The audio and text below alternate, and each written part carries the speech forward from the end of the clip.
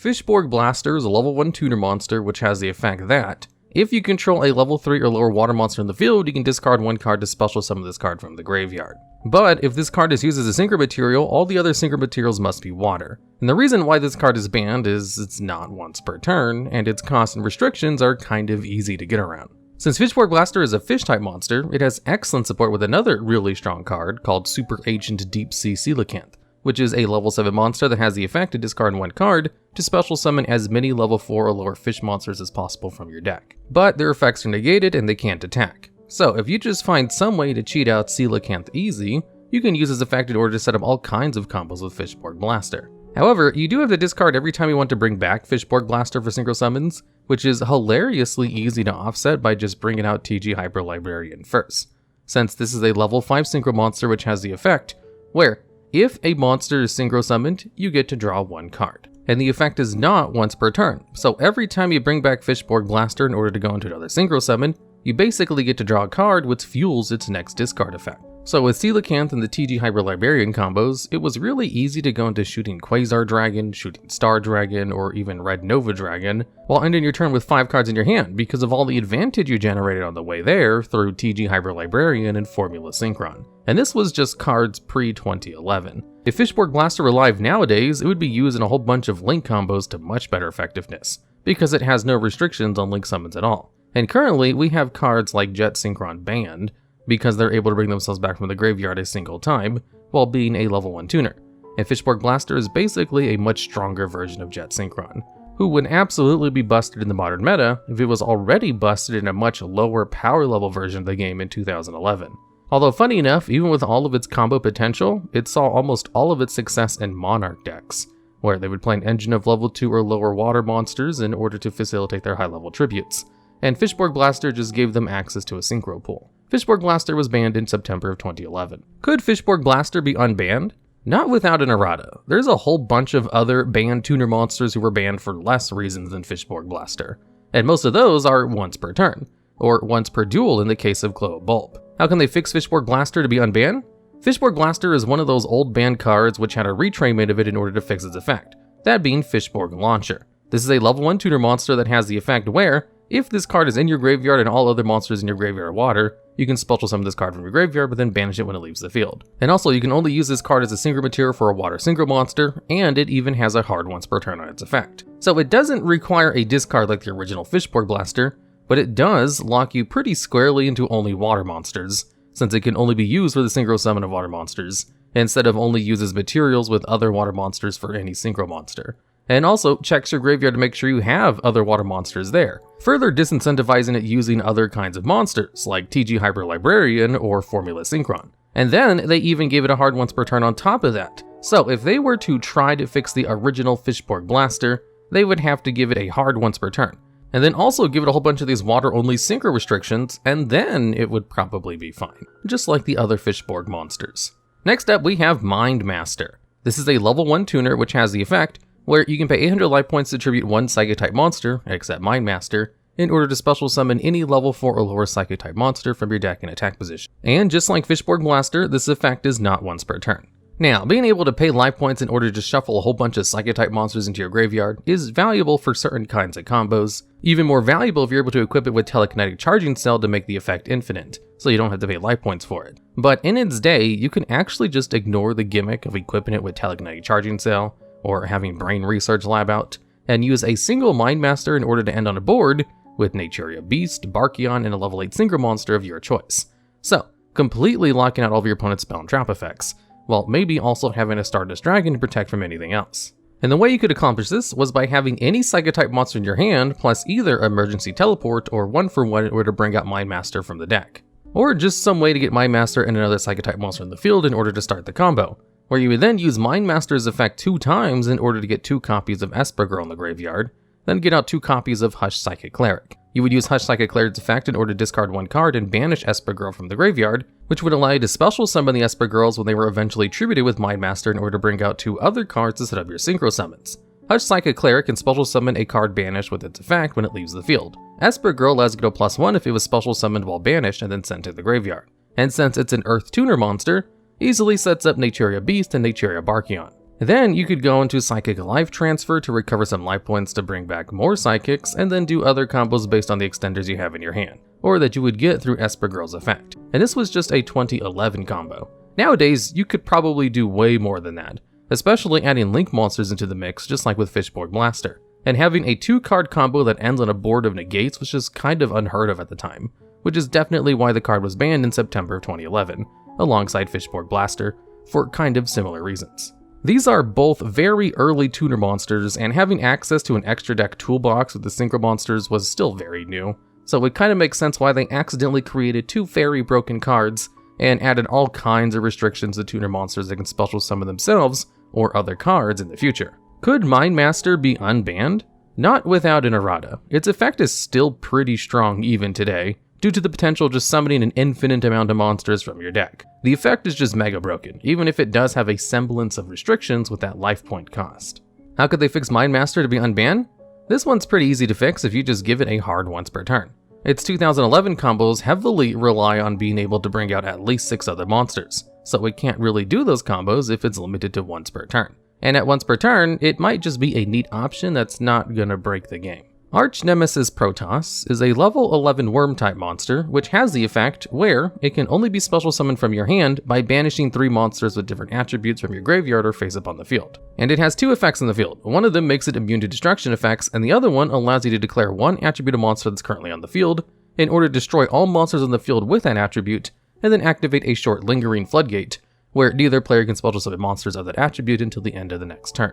So if you're able to get out Arch Nemesis Protos and destroy any attribute of monster that your opponent really needs in order to do their plays, like maybe a light attribute against a Blue Eyes deck, then you can essentially win the game by shutting them down for an entire turn, in a way that they can't possibly react to outside of negating Protoss' effect immediately as soon as it's summoned. And because it provides a floodgate-like effect that can't be negated retroactively, and needs to be stopped as soon as it happens, it creates a pretty unfair game state, unless you're lucky enough to have the out immediately, rather than being able to play around it during your turn like you can with a traditional negate, that can be shut down with something like Dark Ruler No More or Forbidden Droplet. If you negate the effect of Arch Nemesis Protoss on the field, the lingering floodgate is still applied, just like True King of All Calamities. And when Arch Nemesis Protoss first came out in 2020, it was perfectly fine because there wasn't really a meta deck that could easily search or bring the card out. It didn't really become a problem until the Sword Soul archetype was released in 2021, which is a series of pretty good worm-type monsters that have easy access to synchro monsters, combo well with the Tenyi engine, and have an archetype-specific card that can be used to search out Arch Nemesis Protoss from the deck. If they use the card Sword Soul Emergence, it allows them to add a Sword Soul monster from the deck to their hand, or if they control a synchro monster, you can just add any worm-type monster instead. And Sword Souls excel at going into synchro monsters. It's real easy to activate the second condition of this effect in order to just have Arch Nemesis Protoss on the field after you set up your other combos. The Tenyi cards also have a search with Heavenly Dragon Circle, and the Tenyis themselves, as well as the Sword Soul monsters, are all of various different attributes, which easily allows you to meet the conditions of summoning Protoss from your hand, which kind of creates the perfect combination of cards that were already strong on their own, and could just add Arch Nemesis Protoss to the mix in order to make themselves even stronger, with an uninteractive floodgate that was randomly immune to destruction effects as well, to make it even harder to get rid of. And since Arch Nemesis Protoss was closing out so many games with the Sword Soul engine, it was banned in February of 2022, alongside a couple of other small hits to rein in the archetype. Arch Nemesis Protoss was one of those cards that had a potentially broken effect, but didn't really have an archetype that could take advantage of it, until Sword Soul came out. Kinda like Phoenixian Cluster Amaryllis or Spiral Master Plan, or Tempest Magician, a lot of other cards that are currently banned. Could Arch Nemesis Protoss be unbanned? Probably not. The actual power level of the card is not super high, especially since it's a main deck monster you have to search out first, and then activate a Spell Speed 1 effect in order to resolve the floodgate in the first place, unlike True King of All Calamities, which has a better effect, can be brought out right out of the extra deck, and has a Spell Speed 2 lockdown. But even with having a weaker version of True King of All Calamities' effect, a lingering effect that stops you from playing the game, which you can't do anything about, really shouldn't be on cards that are easy to bring out. At least with a Floodgate, you can play around it by destroying the card in the field with a Harpy's Feather Duster. But if you're not able to stop Arch Nemesis Protoss' effect immediately, then the best you can do is just wait for it to run out on its own, which is not really a good thing to do when your opponent also has a whole bunch of other super strong synchro monsters on the field with a full established board, while you have nothing. How could they fix Arch Nemesis Protoss' effect in order to be unbanned? If they lower the duration on its floodgate to just the turn it activates it instead of allowing it to linger over into the next turn, that could probably do it. In fact, it probably wouldn't even be played if it didn't linger over into your opponent's turn. The ability to just lock down your opponent outside of their turn in a way they can't possibly react to during their turn really shouldn't be an effect in the game, especially not attached to a floodgate.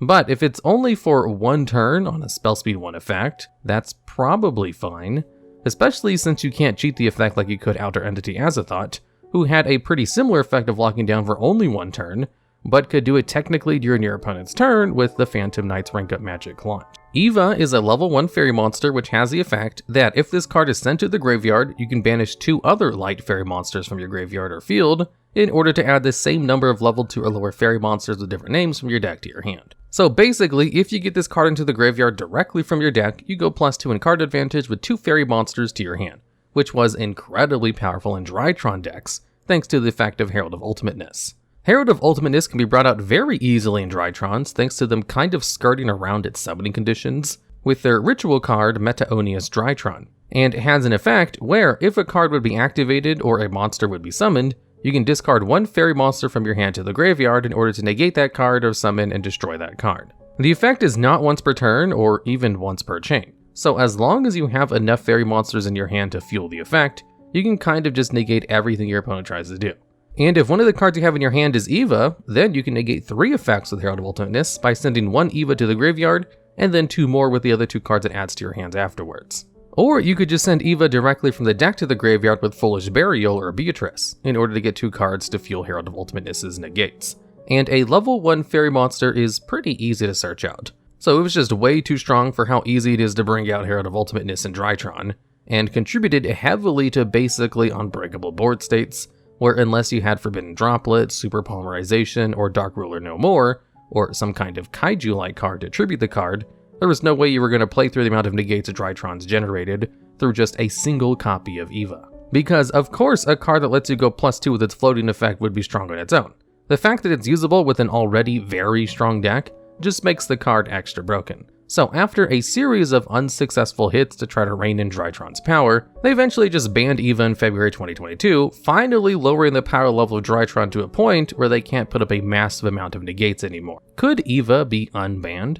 The answer to this question is no, not as long as Drytrons have access to Herald of Ultimateness or Herald of Perfection. It gives them 2 extra negates, and it's very hard for any deck to play through 2 negates. In fact, modern Yu-Gi-Oh! Is all about having at least 2 different hand traps in your hand in order to stop your opponent's plays, since the metagame has gotten to a point where, if you can't play through at least 1 negate, then your deck is not competitive. However, 2 negates is kind of the threshold for stopping a meta deck. Drytron does still have access to more than 2 negates, just nowhere near as easy without Eva to take advantage of. How could they fix Eva in order to unban the card?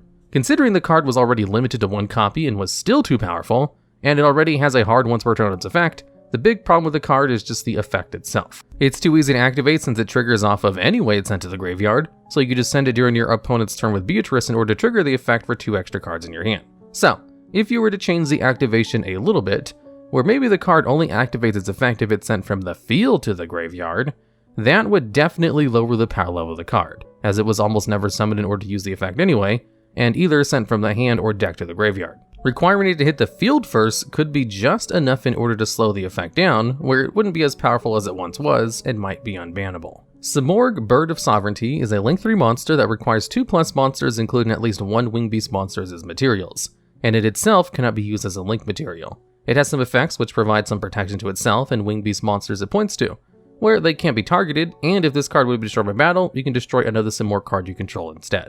And the real power of this card is its last effect, where during the end phase, you can special summon a Wing Beast monster from your hand or deck, just as long as its level is equal to or lower than the total number of unused spell and trap card zones on the field. And with the default 10, this means on your first turn, you could potentially summon a level 10 or lower Wing Beast monster from your deck. And the magic level for this effect is either 7 or 4, as you can special summon Mist Valley Apex Avian, or Barrier Statue of the Stormwinds. Mist Valley Apex Avian is a level 7 monster with 2700 attack, which has an Omni Negate, where you can just return itself from the field to the hand in order to negate and destroy a card. And Barrier Statue of the Stormwind prevents both players from special summoning monsters except for wind monsters. So with Simorgh, you could just choose to either get out an Omni Negate with a pretty big body of 2700 attack, which you could make untargetable thanks to Simorg's protection, or a Floodgate, which also has targeting protection. Both of these are excellent options to go into, and provide so much value to Simorg, who can just keep bringing up monsters during the end phase, as the effect happens during both players' end phases. So if you successfully lock your opponent out for a turn thanks to either of the two cards it can summon, you can just bring out another one during the end of your opponent's turn. And what made Simorg even more broken was just how easy it was to summon in Tri-Brigade decks. Pretty much all of the main deck Tri-Brigade monsters have an effect on the field where they can banish any number of beast-centric cards from your graveyard, i.e. Beast, Beast Warrior, or Winged Beast monsters, in order to special summon a Link monster from your extra deck that has a Link rating equal to the amount of cards banished. So if you banish 3 beast-centric cards from your graveyard with a Tri-Brigade, you can bring out Simorg without having to go through the effort of getting 2+ materials on the field for its normal procedure. And since Tri-Brigade were all about bringing out some other good cards, in addition to just having the option of bringing out an easy Simorg, this created an incredibly powerful extra option to their deck, which allowed them to end on an effortless Floodgate or extra negate. So in order to restrict Tri-Brigade from having such easy access to 2 wonderful things, by only banishing 3 monsters from the graveyard, they banned Simorg Bird of Sovereignty in February of 2022. Could Simorg Bird of Sovereignty be unbanned? If the Tri-Brigade monsters ever fall out of favor in the metagame, then they could probably unban the card, because the main problem with it is how the card was obviously balanced around its own archetype using it, and not being cheated out of the extra deck super easily. Bringing the card out under its normal procedure kind of justifies the power level of the card. Being able to bring it out as a +1 in Tri-Brigades is a little bit too strong. How can they fix Simorg Bird of Sovereignty to be unbanned? If they added an extra effect to the card which basically states it only gains its effect if it's Link summoned, just like with the extra effects of Mech Knight Crusadia Avramax, then that could probably do it. Bringing the card out under its normal procedure would probably justify the very strong effect it has, and they already have a lot of Link monsters who have this extra restriction on it, because they know those cards can be cheated out with other cards that preceded them. Although, when they made Simorg, they probably didn't foresee Tri-Brigade being able to cheat them out as a +1, so it wasn't future-proofed like Avramax was. And lastly, we have a trap card called Imperial Order. Seeing as this is the last video in the series, I thought I would cover the last card that was banned after I finished doing all the other banned trap cards already. Imperial Order is a continuous trap card which used to have the effect that it would negate the effects of all spells on the field. And once per turn during your standby phase, you could pay 700 life points in order to keep this card in the field, otherwise it would destroy itself. Although the maintenance cost for how powerful this effect is was not properly balanced. Being able to negate 1/3 of the cards in the game, especially one of the most used types of cards, is incredibly powerful, especially since you can just activate the card in response to your opponent using it in order to get a free negate. And then also you could just choose to turn the effect off during your turn by not paying the maintenance costs, where the card would destroy itself, but you'd be free to use your spell cards unimpeded. And the original version of this card was very powerful, being put on their version of the ban list as early as 2001.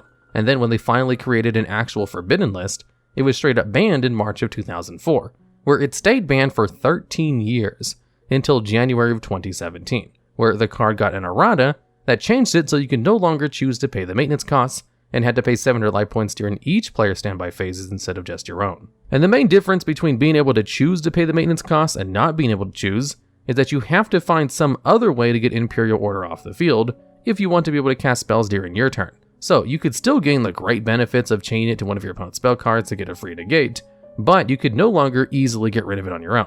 It was also limited to 1 copy when it was removed from the ban list of the errata, as this is something they do a lot with newly errated cards that were previously forbidden. And the card immediately started seeing competitive play again, because after all, it's a free shutdown of your opponent's spell cards for a full turn, which was great if you didn't really use any spell cards yourself anyway. Which there were a couple of meta decks that could easily get away with never using spell cards, considering how most modern meta decks are all about using monster effects for everything. And because there were some decks that were completely reliant on spell cards, like Sky Striker for example, if you would side in an Imperial Order against those matchups, it was basically an instant win if your opponent didn't have an out for it immediately. And another big problem with Imperial Order, even with its errated version, is that it coincidentally also countered the outs. You see, the main way to out Floodgates is siding in cards like Lightning Storm, Harpy's Feather Duster, Twin Twisters, or Cosmic Cyclone. You may have noticed something about all these 4 cards I listed. All 4 of them are spell cards. The most common way to destroy Floodgates is to use a whole bunch of different kinds of spell cards in your side deck. So, if you're playing a back row heavy deck that was mainly trap focused, Imperial Order could basically protect you from all of your opponent's anti-back row cards, while also locking out your opponent of their other stuff. So if you wanted to get rid of Imperial Order, you'd have to side in trap destruction effects, like maybe Heavy Storm Duster, or more realistically just go into a monster that could easily destroy the card like Nightmare Phoenix. And since most people would usually opt for monster destruction, it was pretty easy to just focus all your negates on those Nightmare Phoenixes or Tornado Dragons. That way they couldn't possibly out Imperial Order, which would just win you the game against certain matchups. And because Imperial Order was just being an instant win against certain decks, while also being a complete counter to its out, it was banned again in February of 2022, being the only card which was taken off the ban list with an errata, and then placed back on it later on because the errata wasn't enough of a nerf. Could Imperial Order be unbanned? Probably not, seeing as it was banned rather recently. It's a pretty unique floodgate as it's an instant win against certain decks and very hard to out once it's actually live. There are similar cards which floodgate spell cards, but most of those all have ways to out them, where Secret Village of the Spellcasters can be shut down if you just get rid of your opponent's spellcaster monsters, and Spell Counselor can be beaten over by battle pretty easily. But the only way to get rid of Imperial Order is to destroy the card, so there's no alternative way of getting rid of it like with the other spell negate floodgates. And a floodgate which also stops common answers to floodgates is extra devious because it also protects your other floodgates. How could Imperial Order be fixed to be unbanned?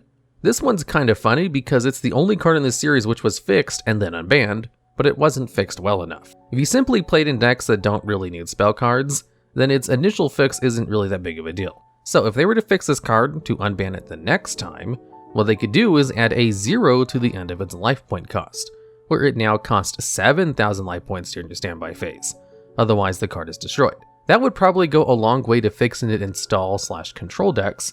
However, realistically, only being able to pay the life point cost a single time before the card destroys itself might be better, as part of the problem with Imperial Order is how it's very hard to actually get rid of it once it hits the field. So, if there was a huge life point cost to this, that might also create the unintended side effects of making it really good in just self-burn decks that are trying to resolve life equalizer OTKs, and also just make it really usable in combo decks that only want to negate your opponent's floodgates for a single turn anyways, as the card would be easier to get rid of during your turn since you wouldn't be able to pay the life point cost.